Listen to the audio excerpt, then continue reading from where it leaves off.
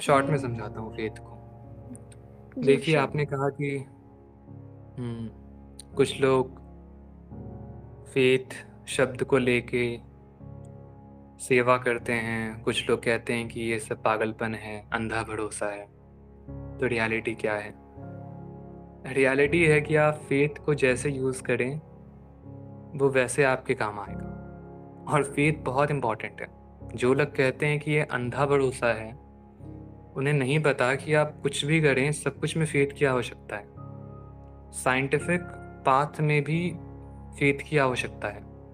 बिना फेथ के आप साइंटिफिक डिस्कवरीज भी नहीं कर पाएंगे। एक बहुत ही फेमस साइंटिस्ट ने लिखा था कि हर एक साइंटिफिक डिस्कवरी के जर्नी में जो मेन एंट्रेंस गेट होता है, उसके ऊपर बड़े बड़े अक्षरों में फेथ लिखा रहता है। आपको अपने मेथड पे, अपने हाइपोथेसिस पे फेथ रखना होगा, तभी आप कंक्लूजन पे पहुंच पाएंगे। क्योंकि संसार की रियलिटी यही है कि जो आप मानते हैं वही आप पाते हैं। जैसी आपकी मनोवृत्ति होगी, जैसी आपकी बिलीफ होगी, वैसा ही आपका रिजल्ट होगा, वैसा ही आपका जीवन होगा। जैसा आपका दृष्टिकोण है संसार को लेके, संसार आपके लिए वैसा ही बन जाएगा। संस्कृत में इसके लिए एक वर्ड है, यथा दृष्टि तथा सृष्टि।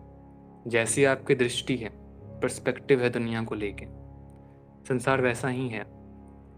तो रियलिटी तो ये है कि कुछ भी करने के लिए आपको फेथ की आवश्यकता है। कुछ भी, किसी भी चीज़ में अगर आपको सक्सेसफुल होना है, फेथ की बहुत आवश्यकता है। चाहे आप भगवान में फेथ रखें, किसी गुरु पे फेथ रखें, या अपने आप पे फेथ रखें, फेथ रखना बहुत इंपॉर्टेंट है। और फेथ आपको एक पावर देता है। मैंने एक बहुत बड़े एक एक्सपेरिमेंट के बारे में बताया था, उस पर अभी डिटेल में नहीं जाएंगे, बट ऐसा देखा गया, उस एक्सपेरिमेंट का कंक्लूजन था कि जब चूहों को फेथ हो जाता है कि कोई, चूहों को, कि कोई उन्हें बचाएगा, तो वो बहुत ज़्यादा देर तक हाथ पैर चलाते हैं पानी में डूबते समय। अगर उनको पानी में छोड़ दिया जाए, उनको फेथ है कि कोई उनको बचाएगा, तो वो 24 घंटों तक हाथ पैर चला सकते हैं। लेकिन वहीं दूसरे चूहे, जिनको फेथ नहीं है कि कोई उन्हें आके बचाएगा, वो 5-6 घंटे में क्विट कर देते हैं। तो फेथ आपको एक पावर देता है परसिस्टेंट रहने का। अब इतने सारे अगर बेनिफिट्स हैं फेथ के, तो आप फेथ को इग्नोर क्यों कर रहे हो? आपका ईगो हर्ट हो रहा है ना। रियलिटी तो यही है, जो लोग फेथ को बोलते हैं कि ये अंधा विश्वास है, उनका ईगो हर्ट हो रहा है कि हम कैसे किसी पे भरोसा कर सकते हैं, और कुछ नहीं। एक पावरफुल टूल है आपके पास, फेथ नाम का। अगर आप उसे यूज नहीं कर पा रहे तो आप मूर्ख हो। अंधे भक्त मूर्ख नहीं है, आप मूर्ख हो। तो अपने मार्ग तक पहुंचने के लिए फेथ बहुत इंपॉर्टेंट है, चाहे वो किसी पे भी हो, ईश्वर पे, गुरु पे, या स्वयं पे। Faith is a powerful tool, use it, उसको डिनाई मत करो। आई थिंक इसका भी आंसर हो गया होगा। जी भौमिक, आप बहुत ब्रीफ और शॉर्ट में प्लीज आस्क योर क्वेश्चन। थोड़ा लंबा नहीं करिएगा क्योंकि हमारे पास टाइम लिमिट है। ठीक है। सुयश, मेरा क्वेश्चन था, जो स्टार्टिंग में आपने बोला था ना कि पास्ट लाइफ से ट्रॉमा मतलब स्टोर होते जाते हैं मन के अंदर, तो लाइफ का क्या मतलब है? कि मतलब एक तरीके से प्लांट भी जीते हैं, जो कीड़े भी हैं वो भी जी रहे हैं, तो पृथ्वी तरीके से रिएक्ट ही करते हैं सराउंडिंग को, तो क्या वो भी जीवित हैं? हम्म तो आप ये पूछ रहे हैं आप ही कि जीवित रहना क्या है ना? लाइफ क्या है? नहीं, लाइफ, लाइफ जो हम बोलते हैं ना कि लाइफ में ये इम्प्रेशंस आए हैं, तो आपका तो क्वेश्चन है कि जो कुछ लाइफ भी क्या हम है अभी देख रहे हैं, है ना? हाँ, मेमोरी स्टोर हुई है एक प्लांट में भी, एक अमीबा, एक हाइड्रोजन एटम में भी, उसके अंदर भी कुछ मेमोरी है, तो वो भी, उसमें भी लाइफ है। तो आपका यही क्वेश्चन है ना कि लाइफ क्या है बेसिकली। हाँ। तो वही मैं कह रहा था कि जीवन क्या है या जीवित क्या है। हाँ, हर एक चीज़ में मेमोरी है, हर एक चीज़ में कॉन्शियसनेस है, क्योंकि कॉन्शियसनेस ही फंडामेंटल है, वही मूल है, वही संसार का सार है। तो यही कॉन्शियसनेस रियलिटी क्रिएट करता है। जब आप क्वांटम फिजिक्स में डीप में जाते हैं, तो आपको समझ में आता है कि जो बाहर दुनिया है, एक्सटर्नल वर्ल्ड, उसको हमारा इंटरनल कॉन्शियसनेस ही क्रिएट करता है। हम किसी भी चीज़ के प्रति अवेयर होकर उसको क्रिएट कर देते हैं। ये बहुत ही डीप है, इसमें अगर अभी जाएंगे तो 2-3 घंटे इसी में बीत जाएंगे। तो हाँ, हर एक चीज़ में लाइफ है, बी इट इंसान, बी इट जानवर, पत्थर, पेड़ पौधे, हर एक चीज़ में। इसीलिए ईश्वर को सर्वकृति कहा गया है। हर एक फॉर्मेशन, जो भी चीज़ें हैं, सब भगवान है। कहते हैं कंकर कंकर में शंकर है। हर एक कंकर को ही ना सबसे जड़ कहते हैं, पत्थर को ही हम सबसे ज़्यादा जड़ कहते हैं। सबसे अधिक अनकॉन्शियस क्या है? पत्थर, उसमें भी शंकर है। तो हर एक चीज़ में वो कॉन्शियसनेस है। हाँ, कॉन्शियसनेस अपने आप को सबसे अच्छे से एक्सप्रेस कर पा रहा है इंसान के शरीर में, लेकिन दैट डजंट मीन कि उसके अंदर कॉन्शियसनेस नहीं है। वो पत्थर भी जानता है कि उसको कैसे रिएक्ट करना है, और वो हमेशा से ऐसे ही करते आ रहा है, चाहे वो आज हो या 1 करोड़ साल पहले। तो आई थिंक ये भी क्लियर हो गया। तो अगर कॉन्शियसनेस लाइफ है तो प्राण क्या हुआ? एक प्राण ऊर्जा भी होती है ना? हाँ, प्राण ऊर्जा वाइटल फोर्स जो लिविंग बीइंग्स को मूव करने में, एक्सप्रेस करने में सहायता करता है। प्राण लिविंग बीइंग्स में मतलब सिर्फ ह्यूमंस आएंगे जो अपने आप को एक्सप्रेस कर पाते हैं, कि बाकी भी आएंगे? लिविंग बीइंग्स में आएंगे जो ट्रेडिशनली साइंस जिसको लिविंग बीइंग्स कहता है। प्लांट हो गए, एनिमल्स हो गए, माइक्रो ऑर्गेनिज्म हो गए, इंसेक्ट, बर्ड्स, इंसान, यही सब। पत्थर में भी प्राण होता है, बट पत्थर में प्राण उस इंटेंसिटी से नहीं करता जैसे वो इंसान में करता है। जो जीवन है वो अपने आप को सबसे अच्छे से इंसान के शरीर में ही एक्सप्रेस कर पाता है, पत्थर में नहीं कर पाता है। अगर वो पत्थर में कर पाता तो इंसान का शरीर इवॉल्व होता ही नहीं, हम लोग पत्थर ही रहते अभी तक। समझ में आया? आई थिंक नेक्स्ट क्वेश्चन ले लेते हैं। मेरी आवाज आ रही है अच्छे से? जी हाँ, स्वराज मुखर्जी का क्वेश्चन था सुयश भाई कि शिव जी किसका ध्यान करते हैं? आप बोल सकते हैं स्वराज भाई। शिव जी किसका ध्यान करते हैं? Good question. देखिए, क्वेश्चन था स्वराज। अभी हम लोगों ने अष्टांग योग को डिस्कस किया। अष्टांग योग में 8 स्टेप्स होते हैं। 7वां स्टेप है ध्यान, 8वां स्टेप है समाधि, है ना? तो ध्यान एक स्टेप है, ध्यान गोल नहीं है। आप और हम ध्यान करते हैं समाधि को प्राप्त करने के लिए। शिव ध्यान नहीं करते, शिव समाधि में लीन रहते हैं। अब आप पूछ रहे हैं कि शिव किस चीज़ की प्रैक्टिस कर रहे हैं? वो मास्टर हैं, वो प्रैक्टिस नहीं करते, ठीक है? He is a master. वो हम लोग प्रैक्टिस कर रहे हैं उन तक पहुंचने के लिए, वो समाधि में ही रहते हैं।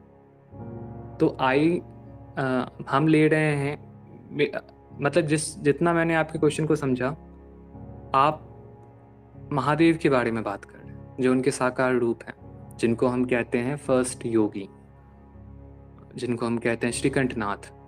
तो मुझे ऐसा लग रहा है कि आप उनके बारे में पूछ रहे हैं कि वो किनका ध्यान करते हैं, क्योंकि शिव जो हैं वो चेतना है, इज कॉन्शियसनेस। वो किसी भी चीज़ का ध्यान नहीं करते, वो तो निराकार तत्व हैं।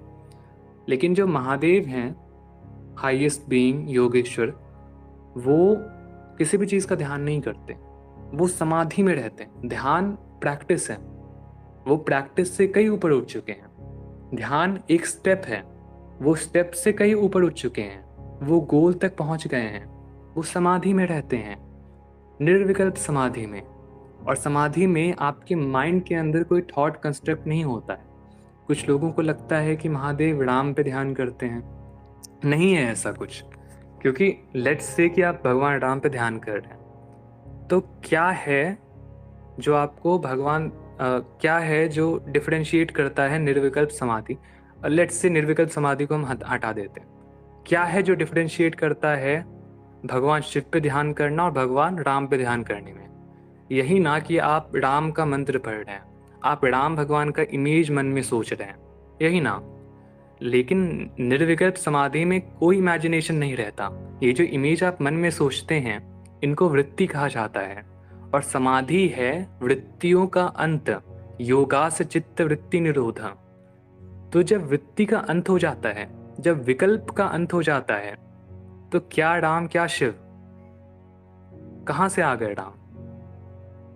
कुछ नहीं है, कोई साकार ध्यान नहीं है। जो महादेव हैं हाईएस्ट योगी, वो निराकार पे ध्यान करते हैं। वो ध्यान नहीं करते, वो निराकार में ही लीन रहते हैं, वो समाधि में रहते हैं। आई थिंक ये भी क्लियर हो गया होगा। नेक्स्ट क्वेश्चन तो मेरा ही है। क्या मैं पूछ सकता मेरा हूँ? था बीच में। अच्छा आप, मेरा हाँ था। आस्था आप बोलिए। एक सेकेंड अनुज, आस्था, अभी लास्ट क्वेश्चन शायद भौमिक का चल रहा था, correct me if I am wrong. उनका हो गया। हो गया अनुज, आपने पूछ लिया? उसके बाद स्वराज का हो गया, उसके बाद आस्था आप पूछ सकते हैं। हाँ जरूर, तो फिर आस्था को ही we will get the mic. पूछिए।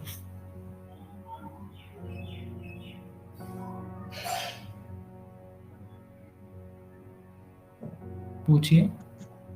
अच्छा, तो शी मीन्स कि सुरेश आपकी आवाज इतनी मधुर क्यों है?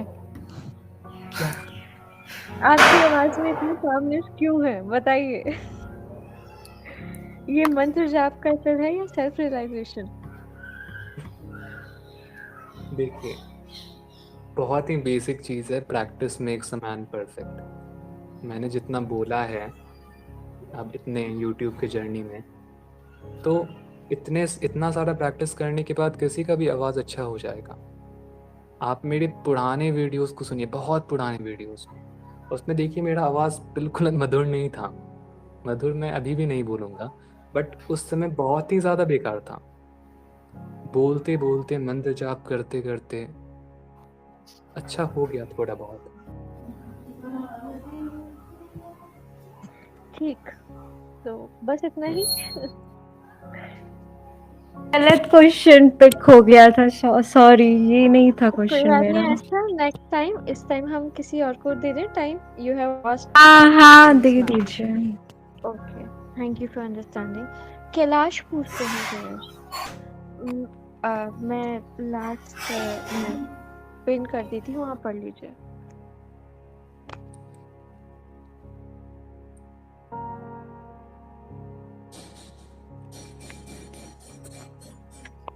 मैं 2 मिनट में ज्वाइन करता हूँ। या श्योर, नो वरीज।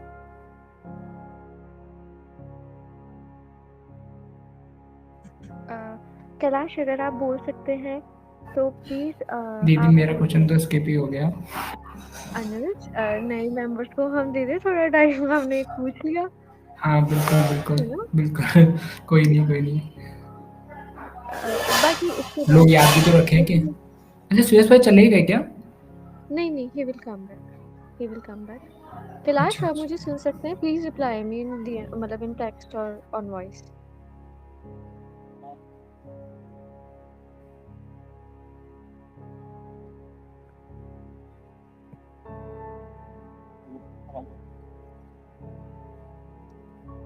वॉइस नहीं आ रही है। कोई बात। हेलो कैलाश, ये आप बोल रहे हैं? आपकी आवाज बहुत कम आ रही है। काफी कम आ रही है। अभी जैसे ही सुरेश आएंगे तो आप। हाँ जी, अब ठीक आ रही है? हाँ बिल्कुल ठीक है। सुरेश आएंगे तो प्लीज नेक्स्ट क्वेश्चन आप लीजिएगा कैलाश।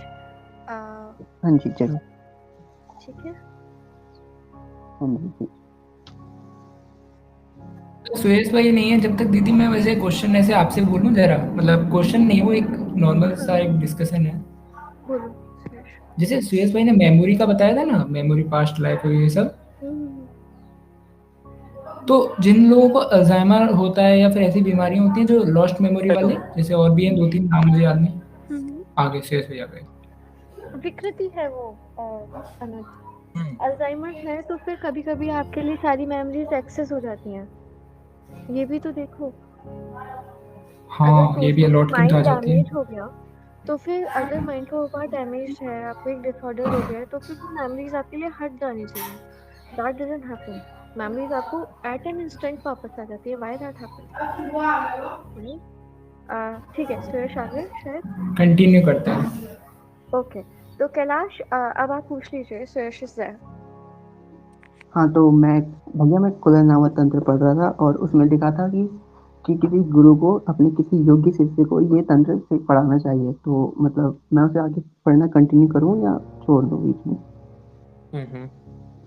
देखिए, कुलार्णव तंत्र बिल्कुल पढ़ना चाहिए आपको, क्योंकि भागवत गीता के भी एंड में यही लिखा है कि ये नॉलेज तुम उन्हीं को दो जो मेरे डिवोटी हैं और जो वर्दी हैं। भगवान कृष्ण ने अर्जुन से कहा कि जो भी मैंने तुम्हें बताया ये सिर्फ तुम उन्हीं को बताओ जो इनके लायक है, जो इसके लायक है, जो मेरा भक्त है और जो जो जिस जिसे जिसे मेरे पे अटूट श्रद्धा है, सिर्फ उसी को तुम ये नॉलेज बताओ। दैट डजंट मीन कि हम इसे नहीं पढ़ते। भगवान कह रहे हैं कि सिर्फ वही इसे समझ सकता है, वही इससे ट्रांसफॉर्मेशन पा सकता है जो लायक है। जो लायक नहीं है वो उसे कितनी बार भी पढ़ ले वो नहीं पा पाएगा, कुछ इसका यूज़ नहीं कर पाएगा। वो सिर्फ उसे अपने इंटेलेक्ट में रख सकता है, उससे ज़्यादा कुछ नहीं कर पाएगा वो। तो हमें पढ़ना चाहिए कुलर्णव तंत्र, बिल्कुल पढ़ना चाहिए, बट साथ ही साथ लायक बनने की कोशिश करनी चाहिए, क्योंकि जितने भी तंत्र हैं वो बहुत ही सिंबॉलिक वे में लिखे गए हैं। अगर आप बिना किसी गुरु के पढ़ते हैं उसको, तो आप उससे बिल्कुल मिस इंटरप्रेट करेंगे। भागवत गीता कुछ भी नहीं है, तंत्र इतना ज़्यादा कॉम्प्लेक्स है, इतना ज़्यादा घुमा फिरा के लिखा गया है, भगवान शिव ने इतना ज़्यादा घुमा फिरा के बोला है कि एक नॉर्मल इंसान अगर उसे पढ़ेगा तो वो मिसअंडरस्टैंड ही उसको करेगा। तो इसीलिए एक गुरु के अंडर उसे पढ़ा जाता है। दैट डजंट मीन कि आप उसे पढ़ें नहीं, बिल्कुल पढ़ें, जितना समझ सकें उसको जीवन में अप्लाई करने की कोशिश करें, जो नहीं समझ सकें उसको छोड़ दें। That's it. तंत्र में बहुत सारी ऐसी भी चीज़ें हैं जो आपके लाइफ को बदल सकती है और बहुत ईजी भी है समझना। जैसे कुलर्णव तंत्र का फर्स्ट चैप्टर आपने पढ़ा होगा, इट इज़ ऑल अबाउट ज्ञान योग, आइडियलिटी क्या है लाइफ की। उसको समझने के लिए किसी गुरु की आवश्यकता नहीं है, वो तो प्रत्यक्ष है। आप अपनी लाइफ को जी रहे हैं, आप देख ही रहे हैं। तो जो अप्लाई करने योग्य है उसे करें, जो समझ में नहीं आ रहा है उसे छोड़ दें। That's it. ठीक। अभिषेक का एक क्वेश्चन है, सुयश, he has typed it.